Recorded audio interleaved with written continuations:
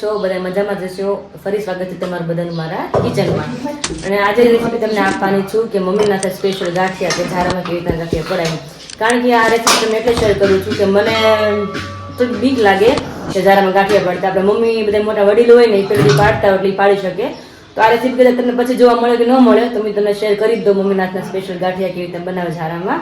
તો proper recipe તમને share કરું છું તો વિડીયો સ્કીપ કર્યા વગર વિડીયો જોજો એટલે ખબર નહીં પડે કે ગાંઠિયા કેવી રીતના લોટ બાંધવાનો કેવી રીતના મોણ નાખવાનું બધું કાંઈ ખ્યાલ નહીં આવે. તમે બધું રેસીપી શેર કરું જોજો. તો સૌથી પહેલા મમ્મીએ તેલ લીધું. મમ્મી આ તેલ કેટલું છે? 1 ગ્લાસ તેલ છે. એટલું તેલ છે. ઓકે, પાણી નાખવાનું. 1 ગ્લાસ પાણી.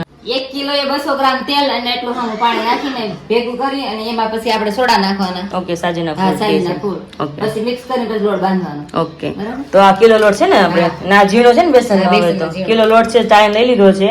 અને સામું 200 ગ્રામ તેલ છે ને એની સામું 200 ગ્રામ પાણી એડ કરીને બેને મિક્સ કરવાનું ને એમાં સોડા. તો તેલ પાણી ને સોડા મિક્સ કરવાના ને તો 1 ચમચી એમાં સોડા જાય છે. ના ફૂલ છે, સાજીના ફૂલ છે. હવે આને મિક્સ કરી નાખો. મિક્સ કરીને પછી એનથી જ આપણે લોટ બાંધવાનો છે. અને કદાચ ઘટ્યું હોય તો આપણે સાદું પાણી લઈ શકીએ ને લોટ બાંધવા માટે. Okay, done. ને એ રીતે મિક્સ કરી દેવાનું છે સોડા, પાણી અને તેલ. અને એનથી જ આપણે આખો મસ્ત ગાંઠિયાનો લોટ બાંધવાનો છે. તો અહીંયા બેસન લેવાઈ ગયું છે અને હવે એમાં નાખશું આપણે અજમા.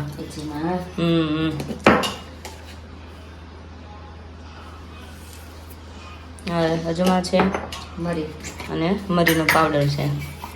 કારણ કે મરીનો અજમા આવે ને તો તેનો ટેસ્ટ આવે જોરદાર ગાંઠિયાનો. બાકી એમને તો ગાંઠિયા મજા તો લાગે જ નહીં. તમે ગાંઠિયા ખાતા ગયો વાયુ ન કરે ને.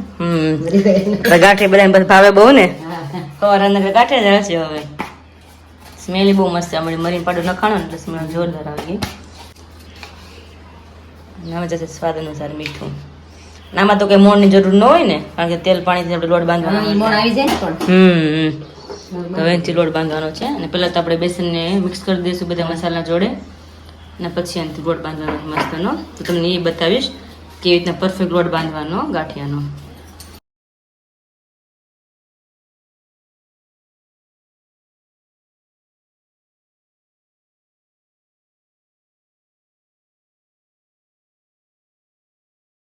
તો અહીંયા પરફેક્ટ ગાંઠિયાનો મસ્ત લોટ બંધાઈ ગયો છે. અને આવી રીતના લોટ બાંધવાનો હોય છે. એકદમ ઢીલો છે ને બા? હા, જો આટલો ઢીલો હોય. હા, રેડી. આવી રીતના ઢીલો મસ્ત બાંધી દીધો છે. અને કિલો ગાંઠિયાનો લોટ બાંધ્યો છે આપણે અહીંયા તેલ મૂકી દીધું છે.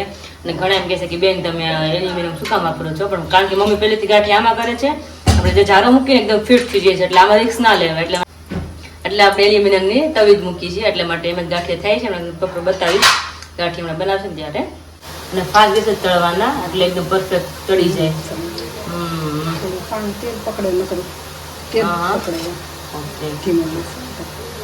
તો ધીમો ગેસ હોય તો વધારે તેલ ગાંઠિયા ચૂસે એમ ને. તો 5 દિવસ રાખીને ગાંઠિયા તળવાના. જો અમુક આવી સ્ટીક તો અમને ન ખબર હોય. મોટા આપણા મમ્મી ને બા હોય ને એને બધાને ખબર હોય કે ગાંઠિયા કેવી રીતના પ્રોપર કરવાના હોય. એટલે તમને પ્રોપર રેસીપી મળે એટલા માટે તમને શેર કરું છું. જારો પહેલા મૂકવાનું તેલ ગરમ થઈ ગયું છે. અને આવી રીતના પોચા હાથે ભાર દહીં અને ગાંઠિયા પાડવાના હોય છે. આ થોડું રિસ્કી કામ છે એટલે અમારે જેવા થોડાક બીવે અને પહેલેથી મોટા આપણા વડીલો કરતા હોય એટલે ગાંઠિયા કરી શકે. તો એક વાર તમે ટ્રાય મારી હતી ને કર્યા હતા તો પોસિબલ થશે પછી આપણે કરશું એકવાર સુરત જઈને. આવી મસ્તના ઝીણા ગાંઠિયા બનાવ્યા છે. અને આવી રીતે પ્રોપર ગાંઠિયા કરવાના હોય. તો અહીંયા ગાંઠિયા મસ્ત એવી રીતના તળાતા જાય છે અને આમાં નખાતા જાય છે. એવું લાગે છે કે આખું તપેલું ભરાય ગાંઠિયાનું. આખું ભરાય ને? ઓ વાત છે. કિલો કોઈ તો આખું જ ભરે ને પછી. જેમાં કોઈ આવ્યું નથી ગાંઠિયા ભાવતા હોય. મમ્મી રસોડામાં કોઈ આવ્યું નથી હજી.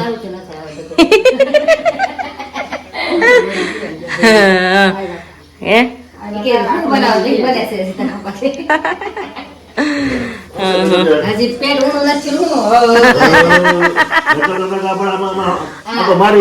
એ વાત હાજી. મેં તો આ ગાંઠિયાની સ્મેલ બહાર હજી કોઈ નથી લાગતી પણ પોતી ગઈ તમે અંદર આવ્યા એટલે.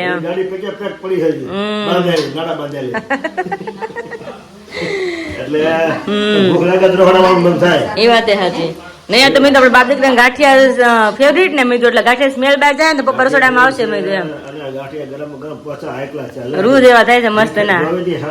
હા, આ તો પપ્પાના ભાભી ગાંઠિયા બનાવે છે એટલે કઈ ઘટે નહીં. હવે કરવો જોઈએ ને કરવો જોઈએ.